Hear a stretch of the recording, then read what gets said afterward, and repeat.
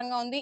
ఇటువంటి మంచి నాయకుడు మాకు ముందుండి మమ్మల్ని నడిపిస్తున్నందుకు మేము చాలా అదృష్టంగానే భావిస్తున్నాం. ఇలాంటి ఫ్యామిలీని చూసి భావి తరాలు కూడా ఎంతో నేర్చుకోవాలి. ఎవరైనా కష్టాల్లో ఉన్నారు అంటే, ఓకే కష్టాల్లో ఉన్నారు, అయ్యో పాపం అనేవాళ్ళు కొంతమంది, తోచిన సాయం చేసేవాళ్ళు కొంతమంది, సాయం చేయగలిగిన అవకాశం ఉండి కూడా మనకెందుకులే అని పక్కకెళ్ళే వాళ్ళు కొంతమంది.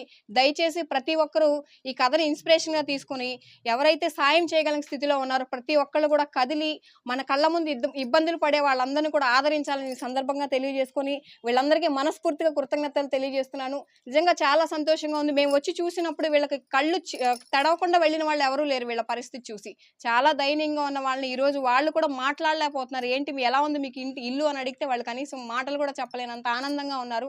వాళ్ళు మేమంతా ఎంత కష్టపడినా కానీ ఇలా గృహ నిర్మాణం చేసుకోవడానికి మాకు ఇప్పట్లో అవ్వదమ్మా. చాలా సంతోషంగా ఉంది.